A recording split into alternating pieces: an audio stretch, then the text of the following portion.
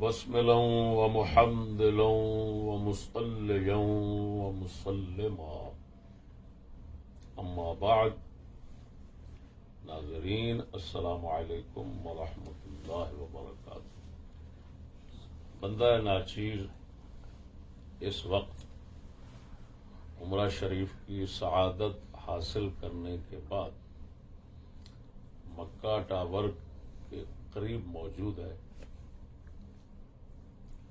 دوستوں نے علامہ کرگس خانے والی صاحب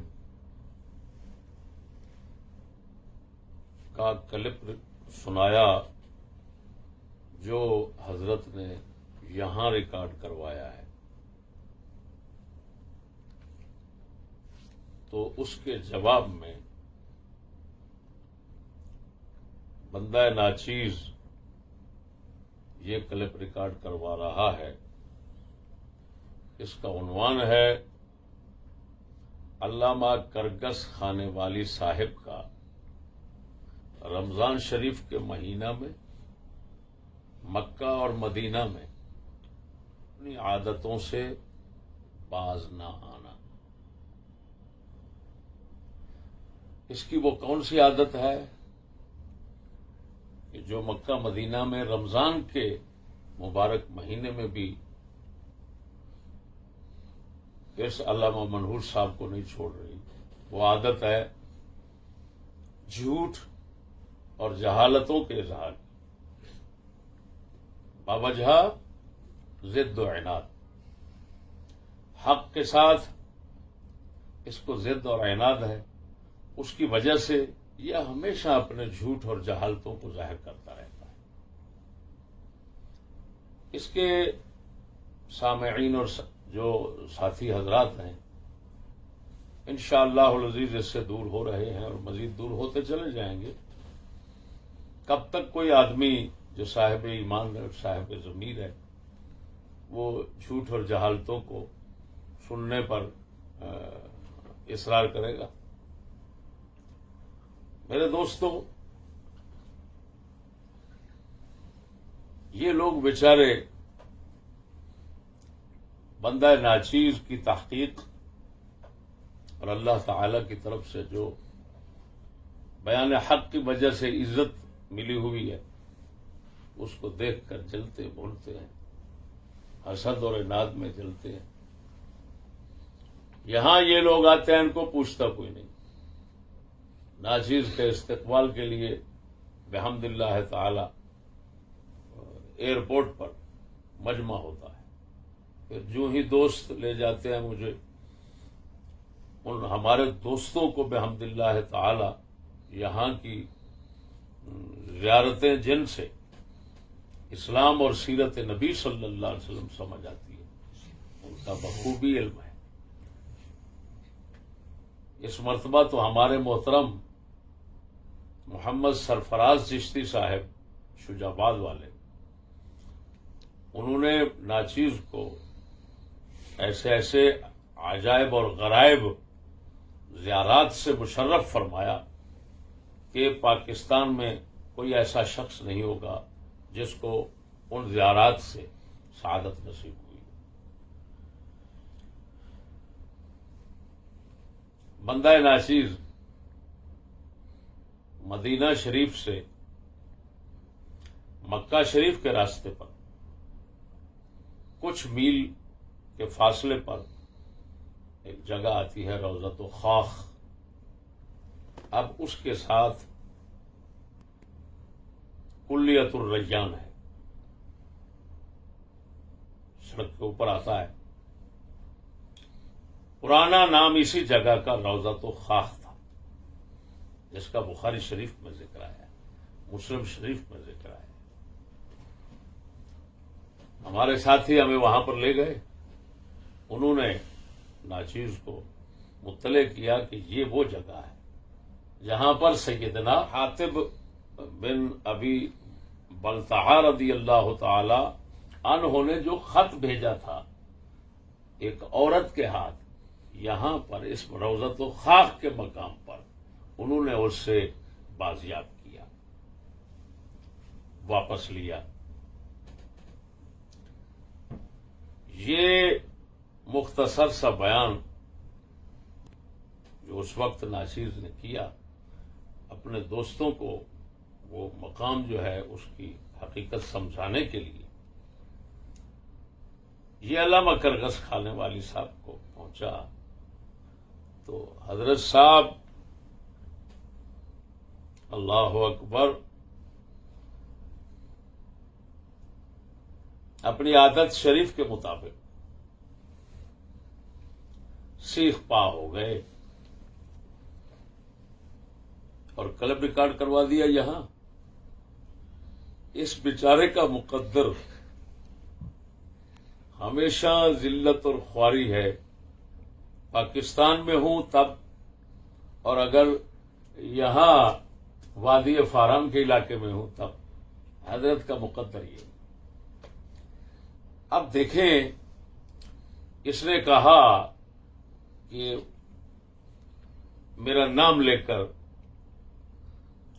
کہ یہ دیکھو جھوٹ بول رہا ہے، غلط بیانی کر رہا ہے، فلان کر رہا ہے۔ اس نے کہا ہے کہ مولا علی نے اس عورت سے کہا تھا کہ وہ خط ہمیں دے دے ورنہ ہم تمہیں تیرے کپڑے اتار دیں گے۔ اس نے کہا دیکھا حدیث میں تو ہے، پھر عبارت پڑھ کر آگے سناتا ہے رہا ہے، جبکہ اصل عبارت ہے فَقُلْنَا لَتُخْرِجَنَّ الْكِتَابَ أَوْ لَتُلْقِيَنَّ الثِّيَابَ أَوْ لَتُلْقِيَنَّ الثِّيَابَ أَوْ لَتُلْقِيَنَّ الثِّيَابَ، ہم نے کہا خط نکال یا تو خود اپنے کپڑے اتار۔ أَوْ لَتُلْقِيَنَّ ثِيَابَكَ، اللہ اکبر۔ کہتا ہے دیکھیں اس کا تو مطلب یہ ہے کہ تو کپڑے ڈالے پھینکے گی اپنے۔ اس نے گستاخ نے مولا علی کے متعلق کہہ دیا کہ ہم تیرے کپڑے، غیر عورت کافرت کے کپڑے کیسے اتاریں؟ مولا علی رضی اللہ تعالیٰ عنہ کسی اجنبی عورت کو یہ نہیں فرما سکتے کہ میں تیرے کپڑے اتارتا ہوں۔ علامہ کرگس صاحب، آپ کی خالی صورت کرگس سے نہیں ملتی، آپ کا ذہن شریف بھی کرگس والا ہے۔ آپ کو اتنا تمیز نہیں، مجھے سمجھ نہیں آتی، کرگس کی نظر تو بہت دور ہوتی ہے، بہت تیز ہوتی ہے۔ کہتے ہیں پہاڑوں میں ہو جہاں پر بھی مردار پڑا اس کو نظر آ جاتا، لیکن افسوس ہے آپ کی مشابہت تو پوری ہے کرگس کے ساتھ، لیکن نظر کمزور کیوں ہو رہی ہے؟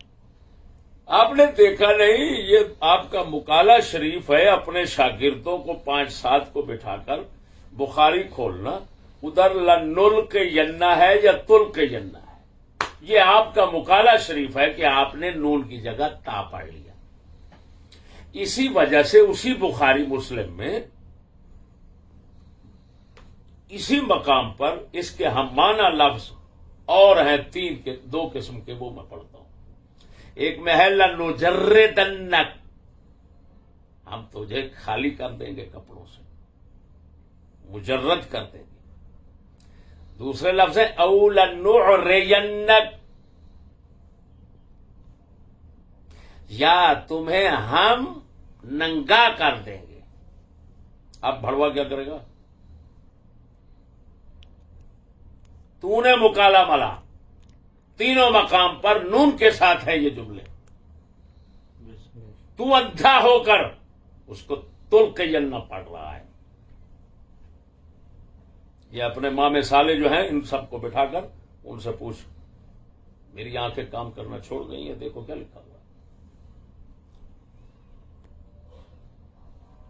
پھر یہ ایک بات، جنازہ نکل گیا۔ دوسری بات کہتا ہے جی وہاں پر تو ہے نیفے سے اس نے نکالا، یہ کہہ رہا بالوں کا۔ پھر بقول اس یزیدی ملا کے حضور صلی اللہ علیہ وسلم نے بتا دیا تھا کہ اس عورت کے سر کے بالوں کی چوٹی میں وہ خط چھپا ہوا ہے، تو کیا مولا علی رضی اللہ تعالیٰ عنہ کو معاذ اللہ اعتماد نہ تھا کہ یہ یزیدی ملا کہہ رہا ہے کہ آپ نے فرمایا ہم تیرے کپڑے اتارتے، سیدھا فرما دیتے تیرے سر کی چوٹی میں خط ہے نکال دے۔ یقیناً حضور صلی اللہ علیہ وسلم کو علم تھا، لیکن اس کی خبر دی ہو، اس کی اصل عبارت اس حدیث پاک میں دکھائے۔ مزید دیگر روایات میں حجزت بھی ہے کہ اس عورت نے وہ خط ازار بند باندھنے کی جگہ سے نکالا. تو نے ایک روایت کے لفظ پڑھے، وہ ہیں حجزتہا وہی محتجزۃ بکسا. تو نیفا کہہ رہا ہے، وہ اندھے کا بچہ. بے غیرت، شرم نہیں آتی لانتی تمہیں؟ کیا اس کا ترجمہ کر رہا ہے تو؟ نیفا، بڑوا، معقد الازار فتح الباری میں لکھا ہوا ہے. بے کسا، کسا تہبند کو کہتے ہیں، شلوار کو نہیں کہتے، چادر کو کہتے ہیں. چادر، معقد الازار، جو چادر تھی اس کے کنارے سے. اب تو نے یہ لفظ پڑھے، اقاس والے لفظ نہ پڑھے اور فتح الباری نہ دیکھی. تجھے کیا پتا فتح الباری کیا ہوتی ہے؟ اندھے کا بچہ، تجھے کیا معلوم بخاری کیا ہوتی ہے؟ تو نے تو تفسیر ابن کثیر نہیں پڑھی. وہ بغیرت کم از کم اس کو پڑھ لیتا، اس کے اندر تو ساری روایات انہوں نے جمع کی ہیں، صحیحین کی بھی جمع کی ہیں، مسند کی بھی جمع کی ہیں، سیرت ابن اسحاق کی بھی جمع کی ہیں، اور تفسیر ابن ابی حاتم سے بھی جمع کی ہیں. ضعیف ہیں، صحیح ہیں، ہر طرح کی انہوں نے جمع کر دی. لیکن تجھے تفسیریں بھی پڑھنا گوارا نصیب نہیں ہوتا. بغیرت چوہے کا بچہ ٹر ٹر کرتا ہے بیٹھ کر. بتا، فتح الباری میں پڑھ کھول، اندھی کا بچہ. فتح الباری میں نہیں لکھا ہوا یہ کہ ایک روایت میں اعقاص کے لفظ ہیں، ایک میں حجزہ کے لفظ ہیں. تو فرمایا اس کا تعارض کیسے رفع ہوگا؟ اس طرح رفع ہوگا. دو مطلب انہوں نے بیان کیے، دو طریقے رفع تعارض. چادر کے کنارے میں تھا وہ خط، اس نے یہاں سے نکالا اور ادھر رکھ لیا، پھر وہاں سے اٹھا کر دے دیا. لیکن اس کو انہوں نے مرجوح قرار دیا. حافظ فتح الباری میں فرماتے ہیں ارجح یہ ہے کہ اس نے بالوں میں رکھا ہوا تھا، بالوں کے کناروں کے ساتھ باندھ کر وہاں پر رکھا ہوا تھا. جب اس نے بال کھولے تو عموماً بال ناف تک عورت کے آ جاتے ہیں. وہ باندھا ہوا تھا کیونکہ منہ اس کا دوسری طرف تھا، صحابہ کرام پیچھے تھے. تو اس نے وہاں سے کھولا اور کھول کر ایسے دیا. تو جس نے دیکھا سر پہ ہاتھ کو، اس نے کہا سر کی چوٹی سے اتارا، اور جس نے دیکھا یہاں سے ہاتھ اٹھاتے ہوئے، اس نے کہا چادر کے کنارے سے نکالا. اب مولا آپ کرگر صاحب بتائیں، والاول والجح کے لفظ لکھے ہوئے ہیں. جو یہ اب ثانی جس کو میں بیان کر رہا ہوں، اسی کو انہوں نے اول کہا، اور اول کہہ کر کہا ارجح یہی ہے کہ اس نے یہاں پر رکھے ہوئے تھے اور پھر یہاں سے بال اتار کر یہاں سے نکال دیا. اب کہاں گیا تیرا بھونکنا؟ تیرا کہاں گیا؟ تو کہہ رہا ہے کہ وہ جی وہ تو نیفے میں تھا، یہ کہہ رہا ہے بالوں میں. لاکھ لعنت ہے تمہیں، بخاری نظر جو حدیث پڑھ رہا ہے اسی میں ہے. ایسے عجیب اندھا ہے یہ،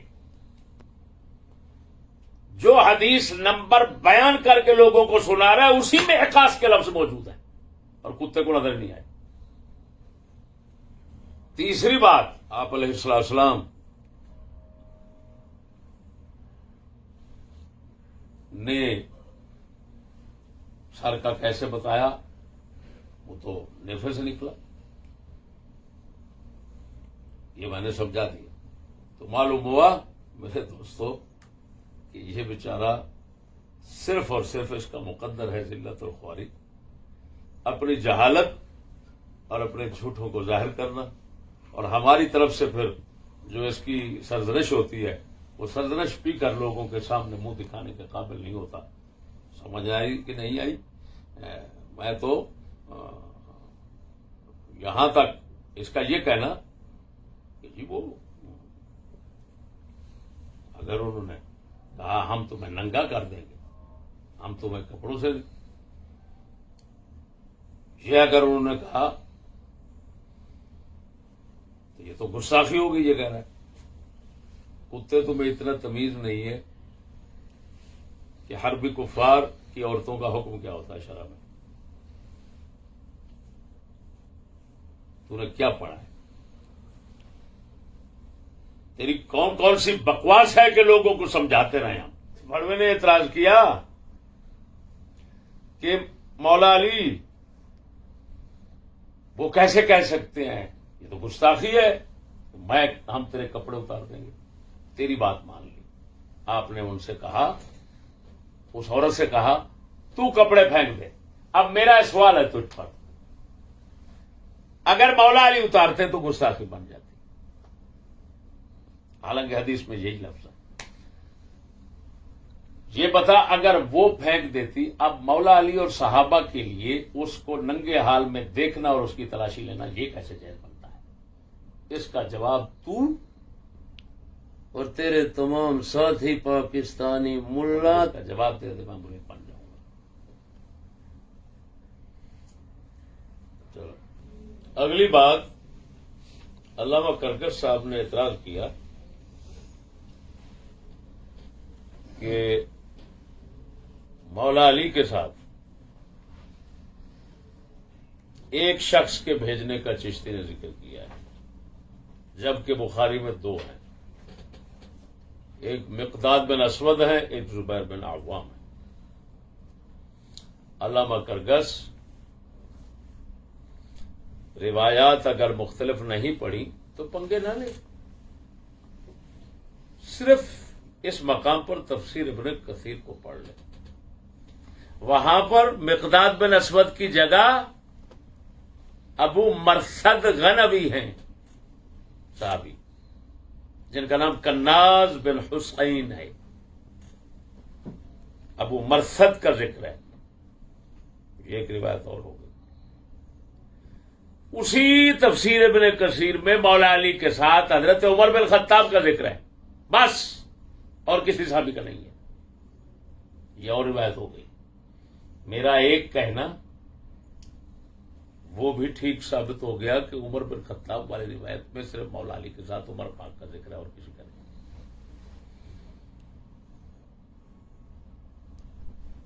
تو کیوں پنگے لیتا ہے؟ روایات میں ایسا اختلاف ہوتا ہے۔